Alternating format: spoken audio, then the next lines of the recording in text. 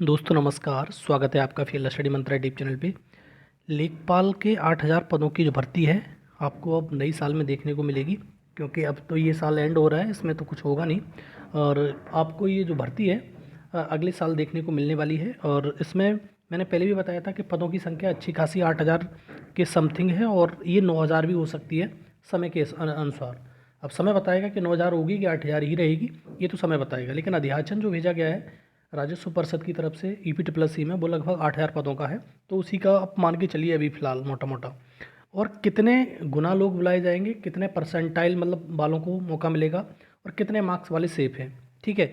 और इसके बाद जो भर्ती आने वाली है दोस्तों, कभी भर्ती आएगी भविष्य में, या तो इसमें पदों की संख्या जैसे रिकमेंडेशन है, मतलब एक RI पे 5 लेखपाल होनी चाहिए, तब तो पदों की संख्या बढ़ेगी, तब तो नए पद जनरेट होंगे।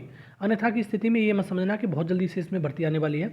इसमें फिर 7-8 साल गुजर जाएंगे, फिर भर्ती नहीं आने वाली। और ऐसा समझ के चलिए आप कि भर्ती EPTPLC के द्वारा लेखपाल की लास्ट भर्ती होगी।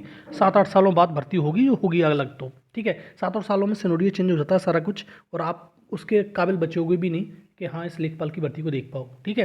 तो आपको एकदम से मेहनत करनी है इसके लिए, दाएं बाएं आप सोचना नहीं है ना कुछ करना है, ठीक है। इसीलिए मैं आपको एक वीडियो बना के दे रहा हूँ कि आप इतने परसेंटाइल पे हैं या इतनी कट ऑफ आपके मतलब मार्क्स हैं, तो आप बिल्कुल एकदम लग जाइए। और एक बार सिलेबस का वीडियो और बनाऊंगा, जो सिलेबस का रिकमेंडेशन भेजी गई है, क्या सिलेबस वही रहेगा, क्या उसमें सिलेबस में चेंजेस होंगे, ठीक। तो अभी शुरू करते हैं इस वीडियो को। पहली बार चैनल पे आए हो दोस्तों, तो चैनल सब्सक्राइब कर लो अगर आपको कोई समस्या ना हो, ठीक। और बेल आइकन जरूर दबा देना, जिससे मेरी आने वाली वीडियो को नोटिफिकेशन आपको मिलते रहेंगे। दोस्तों ये लेखपाल अब 2025 के नाम से जाना जाएगा, क्योंकि 2024 में तो भर्ती आई नहीं। तो 2025 में जो भर्ती है आपकी जो निकल रही है, ये आएगी, उसे पैट 2025 लेखपाल 2025 कहा जाएगा। पिछली बार आपको अगर ध्यान हो तो पैट जो जनवरी में आया था, पैट के थ्रू भर्ती आई थी, पहली भर्ती लेखपाल की जो EPTPLC ने कराई थी जनवरी 2022 में। तो लेखपाल भर्ती 2022 बोला गया था, ठीक। तो ये पैट 2023 के थ्रू आएगी, और ये 25 में आ रही है। नोटिफिकेशन जनवरी में आपको देखने को मिल जाएगा हर हाल में, क्योंकि इसका जो काम है वो चल रहा है इस भर्ती पर, और स्क्रूटनाइज हो रहा है, तो उसका बहुत जल्दी डाटा आपको मिल जाएगा, और आपको इसका सब कुछ देखने को मिल जाएगा। नोटिफिकेशन मैंने बता दिया, पहले भी बताया था, फिर बता देता हूँ। 20 जनवरी से पहले पहले इसका नोटिफिकेशन हर हाल में आने की उम्मीद है, ठीक। दूसरा, पदों की संख्या 8,000 है। आपको ये कोई दवा छुपा चीज़ तो है नहीं कि आप जानते नहीं हो, लेकिन ये समझ लो जैसे मैंने नीचे लिखा है, ये लेखपाल की भर्ती आखिरी भर्ती होगी। क्यों होगी? क्योंकि 6-7 साल तक फिर भर्ती नहीं आ रही, चाहे सरकार किसी की फॉर्म हो जाए। हाँ, कोई सरकार ये कह दे कि हम नए पद सृजित करना चाहते हैं लेखपाल के, जो एक RI पे 5 लेखपालों की ज़रूरत है, और उसके हिसाब से डेटा लगभग 54,000 लेखपालों का बैठता है। लेकिन अभी जो प्रेजेंट सिनारियो है, उसके अकॉर्डिंग आपके जो लेखपालों के पद सृजित हैं यूपी में, लगभग 30,000 के समथिंग में है। तो उसके अकॉर्डिंग तो ये भर्ती लास्ट है। बाद बाकी अगर पद सृजित हो जाते हैं नई भर्ती में, रिकमेंडेशन को मान लिया जाता है कि एक RI पे 5 लेखपाल होने चाहिए, उससे ज़्यादा नहीं, तो उसके हिसाब से आपको फिर 54-55 हज़ार के समथिंग में लेखपाल हो जाएंगे। फिर और बड़ी बड़ी भर्ती देखने को आपको मिलेंगी, ठीक है दोस्तों। वो एक भविष्य बताएगा, लेकिन अभी जो प्रेजेंट में है वो है। ना तो भविष्य की चिंता करो, ना पास्ट में जो गुजर गया उसकी चिंता करो, बस जो प्रेजेंट में है उसकी चिंता करो कि हाँ जो मेरा प्रेजेंट है उसको बेटर बनाना है, ठीक है दोस्तों। तो मैं ये कह रहा हूँ कि ये भर्ती आखिरी भर्ती आपके लिए अभी प्रेजेंट में है। दूसरा, आपको मालूम है साथियों के जो पिछली बार जो पैट हुआ था, उसमें कई बार मैं डेटा दे चुका हूँ, एग्जैक्ट तो नहीं है ये, लेकिन इतना मान के चल सकते हो, पैट में जो 2023 में जो स्टूडेंट अपीयर हुए थे, उनकी संख्या लगभग 12,55,000 समथिंग कुछ होगी, ठीक है। तो मैंने वो लिखा नहीं है, तो 12,55,000 मान सकते हो आप, ये मोटा मोटी करके इस प्रकार से 12,56,000 मान सकते हो। 1,000 और ऐड कर लीजिए, इतने लोग वहाँ पर प्रेजेंट हुए थे पिछली बार, ठीक है। और 1 परसेंटाइल पे अगर आपने उसका डेटा देखा हो और या अपना रिजल्ट देखा हो, तो 1 परसेंटाइल पे अगर किसी का 1 परसेंटाइल है, तो लगभग 11 से 12,000 छात्र छात्राएं उसमें हैं 1 परसेंटाइल पे। और थोड़ा डाटा मिसमैच ऐसे भी होता है कि सेम सेम परसेंटाइल भी होते हैं, तो थोड़ा बहुत वो हो जाता है मिसमैच। ऐसा नहीं है कि पूरा मिसमैच हो जाएगा, लेकिन थोड़ा बहुत होता है। मान लो किसी के 99.99 आए हैं, तो उसके अगर 60 नंबर हैं, तो उसके नीचे चलते चले आओ फिर, 1 परसेंटाइल, 2 परसेंटाइल, 3 परसेंटाइल, 4 परसेंटाइल, इस प्रकार से ऊपर से घटाना शुरू करेंगे, नीचे से नहीं बढ़ाना शुरू करना कि नहीं 1 2 3 नहीं, 99, फिर 98, 97, इस प्रकार से कम होता चला जाएगा, ठीक है डेटा। तो 1 परसेंटाइल पे मोटा मोटी समझ लो आप कि उसमें लगभग 1 परसेंटाइल पे 11 से 12,000 छात्र छात्राओं को मतलब परसेंटाइल है, मतलब वो डाटा देखोगे उसके अकॉर्डिंग 12.5 लाख में। तो अगर जैसे पिछली बार लगभग 33 टाइम्स लिया था उसने लेखपाल का 8,085 पदों के लिए, अगर डाटा देखो आप तो पिछली बार 33 टाइम्स लिया था। कहता 15 गुना है लेकिन लेता वो इतना ही है। अब जो उसके बाद में लेखपाल के बाद में जो भर्ती शॉर्ट लिस्टिंग के लिए आई हैं तो उसमें 40 गुना, किसी में 45 गुना, एक भर्ती में तो 60 गुना तक ले लिया है। तो उसके अकॉर्डिंग हम जो अपना अंदाज़ लगा रहे हैं कि इसमें ज़्यादा से ज़्यादा लोगों को मौका दिया जाएगा क्योंकि भर्ती आखिरी है। तो लगभग कम से कम 40 गुना तो कम से कम लेगा, ऊपर लेगा तो और छात्रों को बेनिफिट इसका मिलेगा, निश्चित तौर पे मिलेगा। तो हम अगर इसी के अकॉर्डिंग, पिछली बार के अकॉर्डिंग अगर 30 गुना लगाएं तो 2,40,000 छात्रों को, छात्र छात्राओं को मौका मिलेगा। इसमें अगर 24 है तो एक परसेंटाइल पे 12,000, तो 12 दूनी 24, ठीक है।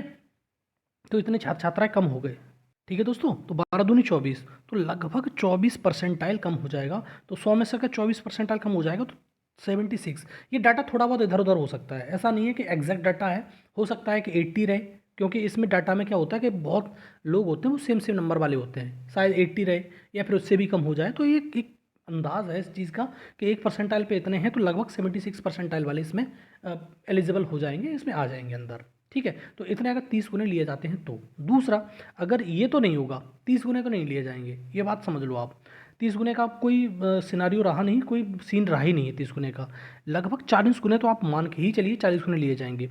तो 8 चौक 32 होता है, 3,20,000 छात्र छात्राओं को मौका मिलेगा।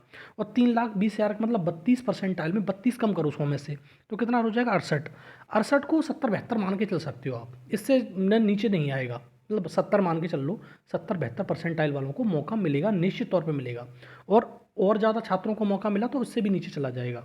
तो आप ये मान के चलिए, अगर इतना किसी का परसेंटाइल बैठ रहा है, अगर आप मतलब अपने नंबर देखे होंगे या परसेंटाइल देखा होगा, अगर इतना आपका परसेंटाइल बैठ रहा है तो आपको इस भर्ती में मौका मिलने वाला है, ठीक है। सिलेबस में उसमें वीडियो में अलग से चर्चा करूंगा और मैं बताऊंगा कि रिकमेंडेशन भेजी गई है वो क्या है, और सिलेबस अब रिकमेंडेशन के अकॉर्डिंग अगर माना जाएगा तो कैसे माना जाएगा। ये अगर माना गया तो फिर क्या होगा, या फिर पीछे वाला सिलेबस जो बैक वाला है उसी को मतलब कैरी फॉरवर्ड किया जाएगा आगे की तरफ, वो तो आप बात की बात है।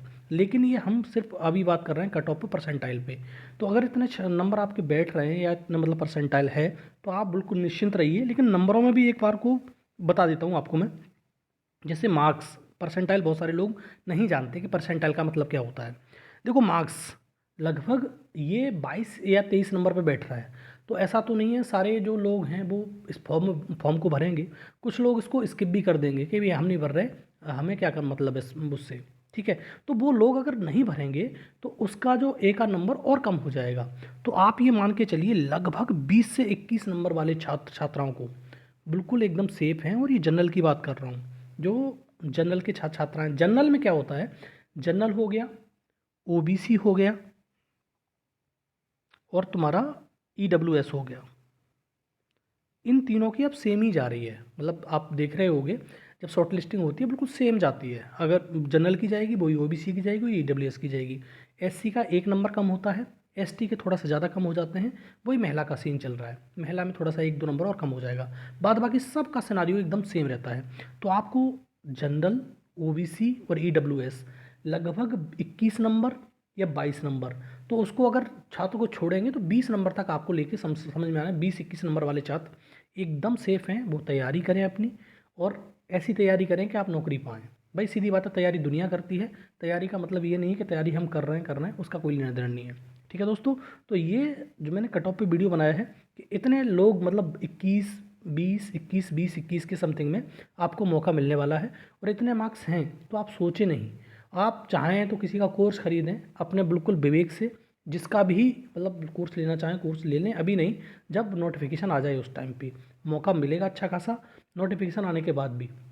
और इसके एग्ज़ाम की बात करूँ तो एग्ज़ाम अभी नहीं हो रहा है, एग्ज़ाम कम से कम 8-10 महीने बाद होगा, तो आपको मौका मिल जाएगा। अभी हड़बड़ाने की ज़रूरत नहीं है कि अभी नोटिफिकेशन आ जाएगा, ये आ जाएगा। आप पढ़ भी रहे होंगे तो आराम से अपना माइंड मेकअप करके सारी चीज़ करें, ठीक है, उसमें बाद में दिक्कत ना हो, ठीक है दोस्तों। तो आप बस इतना पहले भी मैंने बताया था, फिर मैं बता रहा हूँ, 21, 22, 20 नंबर तक सबको मौका मिल जाएगा।